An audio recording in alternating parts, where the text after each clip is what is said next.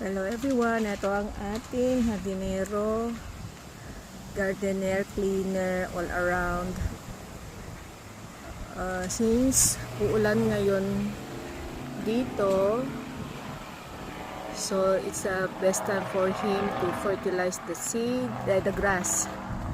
So yeah, meron siyang itutulak na seeder. Sabi na lang na para mas gumanda yung tubo ng grass, maging mas green.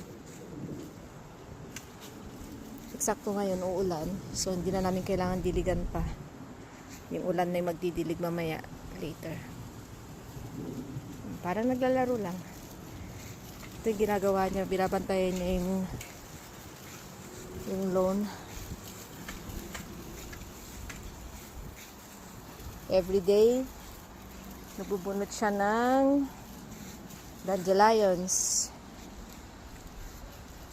Ganyan lang. Ito, naglalaro. Parang naglalaro lang siya.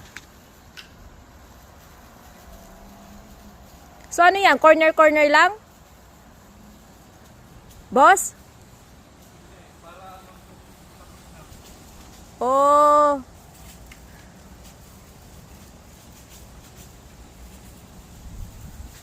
So, gaano kadalas ka magganyan?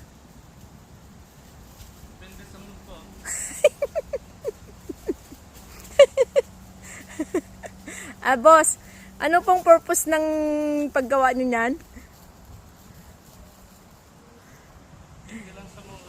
Doon sa side ng maliit na bahay, nagtanim ako ng mais doon. Ayan, tingnan nyo, malalagyan na sila. Ayan, may mais yan. Tapos may sibuyas doon sa gilid. Gilid, dito. Yan, yan sa gilid ng bahay na yan.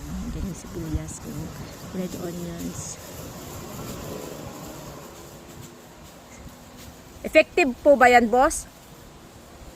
Effective po ba yung nilalagay nyo? Depende pa rin sa mood. So, ganyan lang.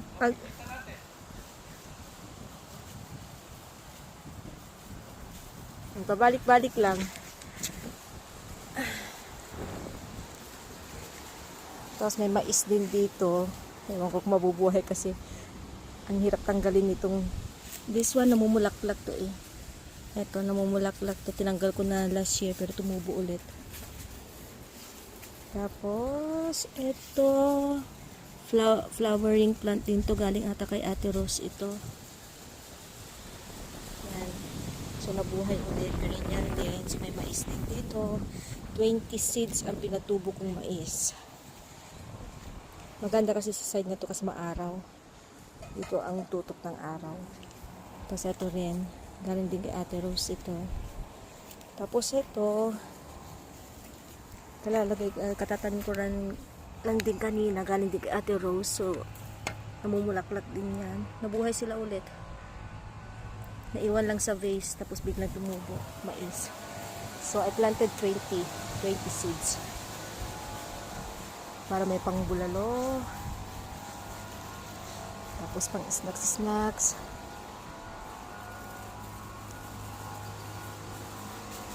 Sobrang hangin ngayon, oh. So, ito yung gamit niya. Ano ba to? Yan. Fast greening extended. Okay. Maganda raw. Let's see kung effective siya. Kumunti yung sibuyas ko dito. Ito yung mga tinanim pa ni Allen noon. Tapos nagtanim ako ng kamote tops. Tapos may sibuyas, may bawang din. Halo-halo. Ito. Pabalik-balik lang sila pero maraming hindi tumubo this time. Last year maraming tumubo. So, second time na nilang tumubo.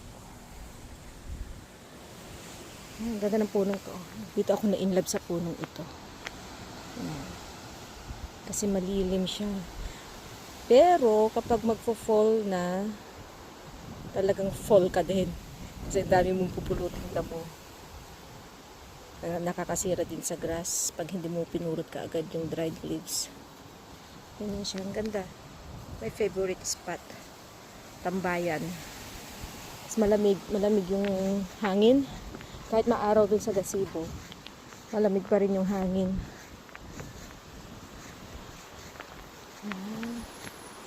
Yan sa side, gagawa pa namin dyan ng yung raised bed. So yan pa lang. Painot-inot lang kasi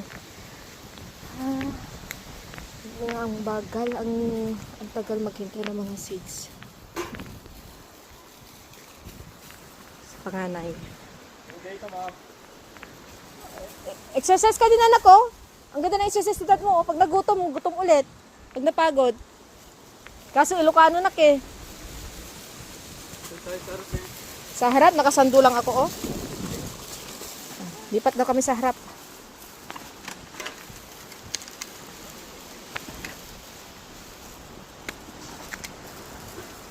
See you. Sa harapan. Parang hindi naman nabawasan, dad.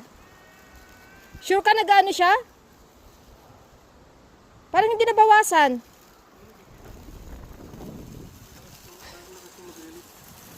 Ah, yan. Okay. Sa harap pala, kala ko sa likod. So, lipat tayo sa harapan. Tignan natin yung boss natin doon. Ito na siya. So, galing na siya dun sa side, sa likod, tapos sa side, tapos sa harap naman ngayon.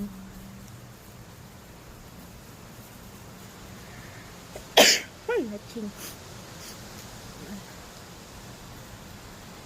Yun na lang, pabalik-balik lang.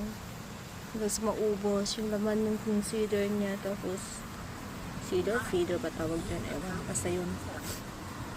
Magre-refill ulit.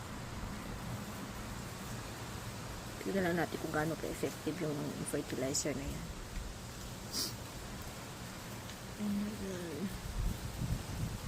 Tignan nyo, walang dandelions kasi everyday ang tsaga-tsaga niyang magbunot.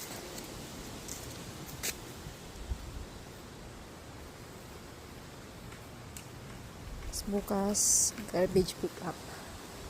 Nakapaglabas na rin siya.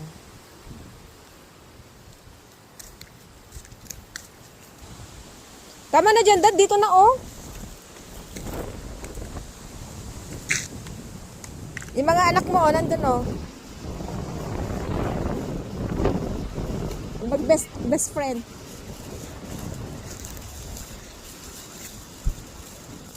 Hanggang tanaw na lang kayo. Mga Christmas lights namin hindi ko na pinangga kasi ang hirap magkapit every December. Para everyday Christmas.